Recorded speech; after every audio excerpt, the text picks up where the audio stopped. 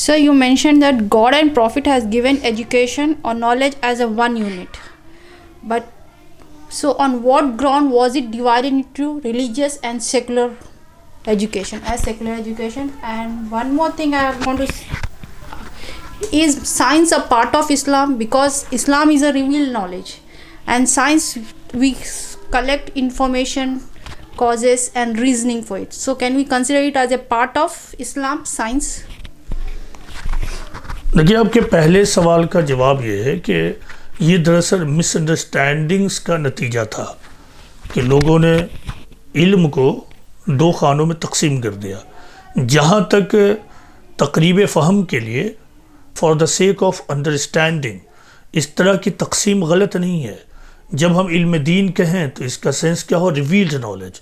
اور جب ہم سائنٹیفک نالج کہیں تو اٹ مینس ماڈرن ایجوکیشن کہیں تو اٹ مینس سائنٹیفک نالج. تو اس اعتبار سے یہ تقسیم غلط نہیں ہے.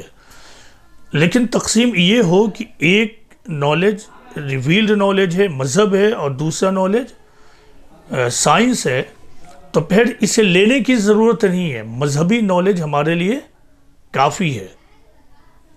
تو اس اعتبار سے کیا ہے، یہ تقسیم پھر غلط ہے. اسلام نے بہت اسپشٹ انداز میں یہ کہا کہ اقرا بسم ربک الذی خلق، یعنی پڑھ اپنے رب کے نام سے. قرآن نے یہ بہت اسپشٹ انداز میں کہا ہے کہ یہ کائنات اللہ کی پیدا کی ہوئی ہے. کائنات کی تمام چیزیں اللہ کی کریٹ کی ہوئی ہیں.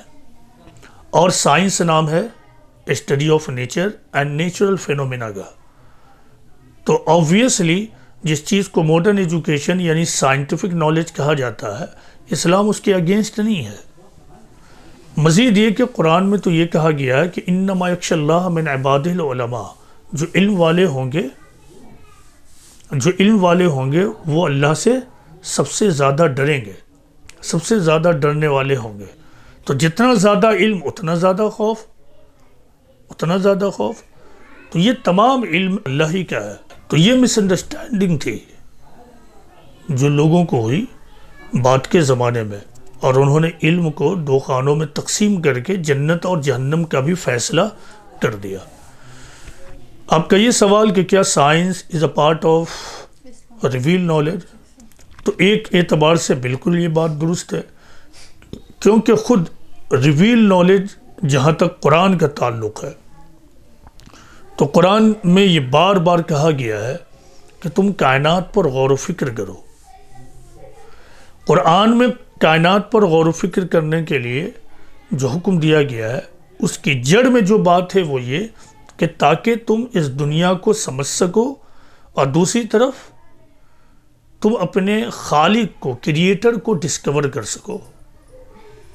قرآن میں یہ اشارہ بھی دیا گیا ہے کہ ہم نے زمین کو، ہوا کو تمہارے لیے مسخر کر دیا، قید کر دیا. تو اس کا مطلب یہ تھا کہ ان سے تم گھبراؤ نہیں، ان سے ڈرو نہیں، تم اس پر غور و فکر کرو، نئی نئی چیز نکالو. تو جس طرح جیسے جیسے نئی چیز نکلے گی تو اس کا ایک پہلو یہ ہے کہ تم کو ڈیولپمنٹ حاصل ہوگا.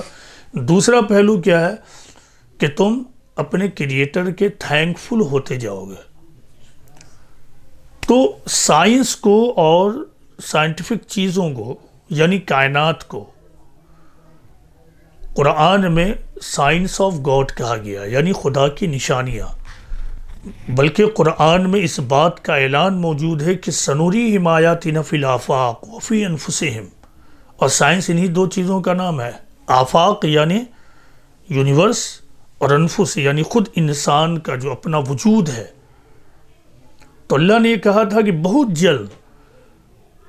جلد ہم تم کو کائنات میں بھی دکھائیں گے اور خود تمہارے اندر بھی، کہ جو کچھ بیان ہو رہا ہے یہ حق ہے، یہ کوئی معمولی بات نہیں ہے جس کو تم یوں ہی بس سنو اور اگنور کر دو. تو آفاق میں تو جس وقت یہ کہا گیا تھا اس وقت بھی لوگ دیکھ رہے تھے، لیکن اس وقت بہت سمپل انداز میں دیکھ رہے تھے کہ ہاں بھائی وہ اوپر دیکھتے ہیں تو آسمان ہے، اس آسمان میں ایک گولا ہے جس کو آفتاب یا سورج کہا جاتا ہے، دوسرے چھوٹے چھوٹے روشنی والے بلب ہیں جن کو ستارہ یا اسٹارز کہا جاتا ہے. تاروں کا، ستاروں کا بہت بڑا جھرمٹ ہے جس کو گلیکسی کہا جاتا ہے آج.